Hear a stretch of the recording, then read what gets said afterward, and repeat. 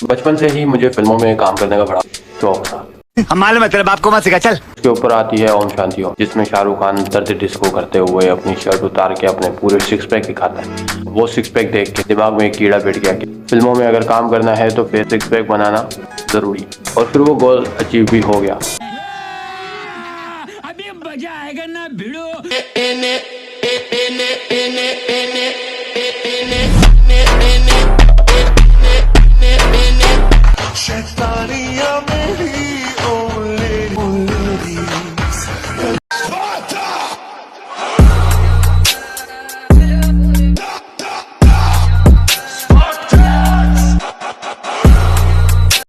लेकिन वो गोल बहुत जल्द ही अचीव हो जाता अगर मैं ये मिस्टेक्स ना करता तो।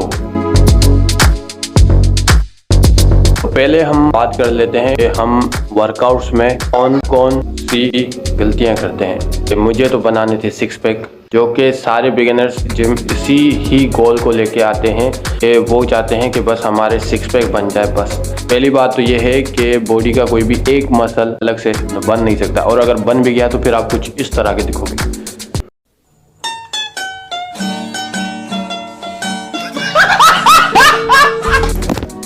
10th पास करने के बाद सिक्स पैक के लिए मैंने भी जिम ज्वाइन कर लिया। मेरे दिमाग में एक बात बैठी हुई थी कि मैं अगर ज़्यादा वेट जाके लगाऊंगा तो मैं बॉडी बिल्डर बन जाऊंगा, और इतना मुझे कुछ हरगिज़ बनना नहीं है। और अगर मैं लाइट वेट से वर्कआउट करूंगा तो मेरी सिक्स पैक और लीन फिजिक बनेगी, जो कि मुझे चाहिए।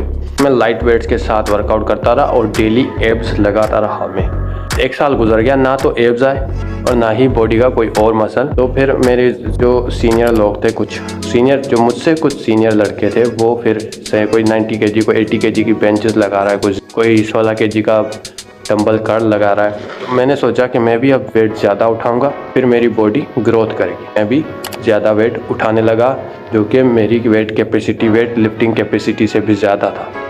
लेकिन फिर भी कोई रिज़ल्ट नहीं आया, क्योंकि उसमें फॉर्म्स वगैरह भी करेक्ट नहीं होते। अगर मुझे ये पहले कोई बताता कि आपको पहले अपनी बॉडी की वेट लिफ्टिंग कैपेसिटी को जानना ज़रूरी है, देन आप वेट को लिफ्ट करें, तो बहुत बेहतर होता। तो फिर जो मन में आता था वेट उठा लेते थे और बस 12 रेप कंप्लीट करने लगा के रख देते थे। जब मैंने अर्नल्ड का ब्लूप्रिंट देखा, उसमें वो कहता है कि वेट आर जस्ट टूल्स, फिर अपनी खोपड़ी में बात बैठी कि वेट तो सिर्फ टूल्स हैं, इनको ज़्यादा उठाना या कम उठाना वो कोई मसला नहीं। आपको बस अपना 100% देना होता है, आपको अपना फेलियर तक जाना होता है। तो वेट्स आर टूल्स, इसकी बात मैं आप लोगों को ऐसे समझाऊंगा, थोड़ा सा फनी लगेगा आप लोगों को, लेकिन जैसे एक नट, आई डोंट नो नट को इंग्लिश में क्या बोलते हैं। एक नट है 10 का और एक पाना है 14 का। अगर आप 14 के पाने से 10 का नट खोलना चाहोगे तो वो नहीं खुलेगा। 10 के नट को 10 का पाना ही लगेगा।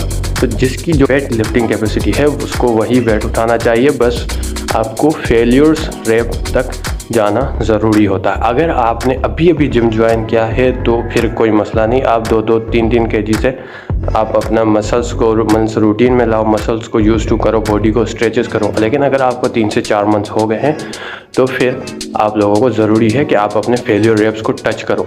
मैं अभी देखता हूँ काफ़ी लड़के जिम में, जो मैंने भी पहले गलती कर चुका हूँ, वो लड़के अभी कर रहे होते हैं। वो ये होती है कि 1-1, 1.5 साल से लगे हुए होते हैं, कर्ल्स कर रहे होते हैं, 10 kg की बेंच प्रेस लगा रहे होते हैं, लेकिन उनमें 1-1, 1.5 साल से कोई रिजल्ट ही नहीं आ रहा होता।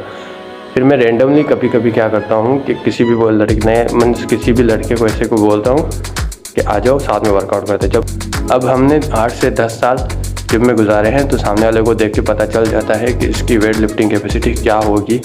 तो उसको उस हिसाब से वेट उठवा के जब मैं उसको फेलियर तक टच करवाता हूँ तो वो बंदा बोलता है कि 1.5 साल तक मैंने ये फीलिंग कभी महसूस ही नहीं की। आप लोग मेरे वीडियोस में या फिर किसी और के वीडियोस में या किसी भी बॉडी बिल्डर को अपने जिम में या किसी भी लड़के को, फिटनेस फ्री को देखते होंगे, जब वो कोई बेंच या बाइसेप का बारबल कर्ल्स कर वगैरह कर रहा होगा तो उसका फेसेस लास्ट रेप्स में फुल ख़राब हो जाता होगा। तो वो ख़राब इसीलिए होता है क्योंकि वो अपना फेलियर को फील कर रहा होता है, और आप लोगों ने कभी फेलियर की फीलिंग ही फील नहीं की होती। अब आते हैं प्रोग्रेसिव ओवरलोड में। प्रोग्रेसिव ओवरलोड क्या होता है कि फॉर एग्जांपल बेंच प्रेस आपने इस वीक लगाई है 70 kg के साथ और आपने उसमें 12 रेप्स निकाले। अब नेक्स्ट वीक आप लोगों को क्या करना है कि या तो 70 kg में आपको 14 रेप्स निकालने हैं, या तो फिर 70 kg से उसको 80 करके 10 से 12 रेप लगाने। ये होता है प्रोग्रेसिव ओवरलोड। वर्कआउट्स को हम समराइज़ करेंगे कि आप वेट कोई भी उठाओ, अपनी वेट लिफ्टिंग कैपेसिटी को समझो, देन फेलियर्स तक टच करो, और जब फेलियर्स को टच कर रहे हो देन स्लोली प्रोग्रेसिव ओवरलोड करते जाओ। अब हम बात करते हैं डाइट के ऊपर। किसी ज्ञानी बाबा ने मुझे बोल दिया था कि रोटी नहीं खानी, आलू नहीं खाने, चावल नहीं खाने, नहीं तो तुम मोटे हो जाओगे, तुम्हारे सिक्स पैक नहीं बनेगी। तो फिर मैं क्या करता था, मैं घर में ना रोटी खाता था, ना आलू खाता था, ना चावल खाता था, और ऊपर से जिम भी जा रहा होता था, और मैं डेली सुबह रनिंग भी कर रहा होता था। तो उससे मेरा मसल तो बन नहीं रहा, जो मसल है वो लूज़ हो रहा था।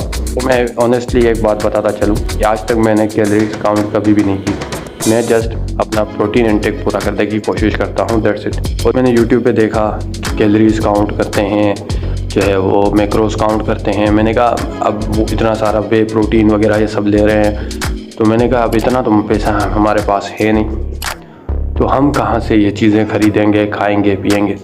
और फिर मैंने देखा यूट्यूब पे एक वीडियो, एक चाइनीज़ या जैपनीज़ बॉडी बिल्डर था, वो कह रहा था कि सिंपली आप क्या करो, आप अगर बिगिनर हो तो ये कैलोरीज काउंट वगैरह के सीन में ना जाओ, आप सिंपली हर 2 घंटे के बाद कुछ ना कुछ खाया करो, लेकिन ये कोशिश क्या करो कि आप जंक ना खाओ, दैट्स इट। फिर हमारी खोपड़ी में बात बैठी, तो मैंने क्या किया, अपने मील्स को 5 हिस्सों में कर दिया डिवाइड, और फिर जितना प्रोटीन में कोई भी प्रोटीन सोर्स जो भी मैं अफोर्ड कर सकता था, वो फिर मैंने कोशिश की कि हर मील में कोई ना कोई प्रोटीन सोर्स हो, एग्स हो, चिकन हो, मीट हो, या फिर दालें हो, कुछ भी हो, वॉटेवर, लेकिन हर मील में प्रोटीन सोर्स ज़रूर हो। और उसी बेसिस पे मैंने एक डाइट प्लान अपने लिए बना लिया, और आज तक मैं वही डाइट प्लान फॉलो करता हूँ, लेकिन सिर्फ उसमें थोड़ा सा कस्टमाइज़ वगैरह कभी कभी कर लेता हूँ पैसे के हिसाब से। तो उसकी लिंक मैं ऊपर भी दे दूँगा, आप लोग देख सकते हो। तो सिंपली आप लोगों को भी मैं ये सजेस्ट करूँगा कि आप लोग कोशिश करो कि 4 से 5 मील्स लो दिन में, और उनमें हर किसी में कोई ना कोई प्रोटीन सोर्स ज़रूर ऐड करो। बाकी ये चावल ना खाना, आलू ना खाना, कार्ब्स ना खाना, इन चीज़ों को आप भूल जाओ, भले खाओ। आप जब वर्कआउट, मैंने जैसे बताया, आप फेलियर तक वर्कआउट करोगे, प्रोग्रेसिव ओवरलोड्स करोगे, तो आप ये कार्ब्स वगैरह खाओगे तो कोई इशू नहीं, आप कोई मोटे वगैरह नहीं होंगे। स्टार्टिंग में मैं भी यही समझता था कि मैंने अगर एक भी प्रोटीन का डब्बा ले लिया तो मैं दर्द डिस्ट्रो का शाहरुख खान तो बन ही जाऊँगा, कुछ भी हो जाए। लेकिन ये बिल्कुल भी गलत है। और हाँ, मैं इन बातों से ये नहीं कह रहा हूँ कि सप्लीमेंट्स लेना भी गलत है, क्योंकि हमारे यहाँ ये कॉन्सेप्ट बहुत है डब्बे वाली बॉडी। क्योंकि ये जो ज्ञानी बाबा होते हैं, ज्ञान पेले होते हैं कि डब्बा खा के बॉडी बनाइए, तो उनको आप छोड़ दो। उनका काम है बकवास करना, आपका काम नहीं है उनकी बकवास को कंज्यूम करना। आपका काम है अपनी बॉडी और फिजिक पे फोकस करना।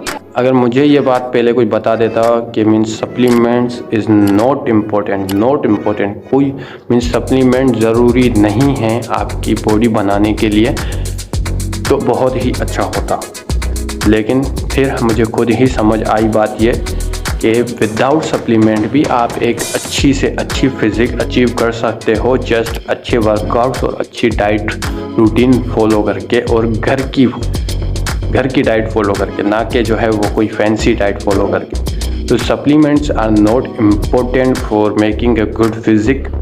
आप अपनी अब जो है अभी अगर आपका बजट अलाउ करता है आपको, तो आप सप्लीमेंट्स लो।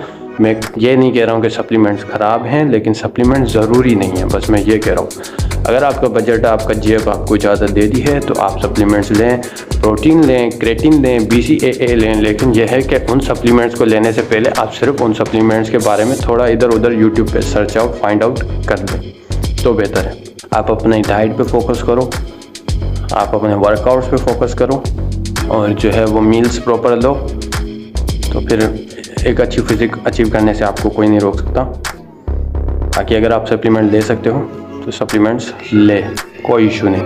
आई होप आप लोगों के लिए ये वीडियो बहुत ही फ़ायदेमंद रहेगा। अगर आप लोगों को कोई भी चीज़ पूछनी हो या फिर कोई भी क्यूरीज हो तो कमेंट डाउन, और अगर आप लोगों को ऐसी वीडियोस और देखना चाहते हो तो kindly subscribe my channel. And अगर आप लोग का कोई दोस्त वगैरह जिसने अभी जिम ज्वाइन किया है या फिर वो बॉडी बनाना चाह रहा है, तो share this video with him. तब तक के लिए अल्लाह हाफिज़, मिलेंगे किसी और वीडियो में। Bye bye, take care.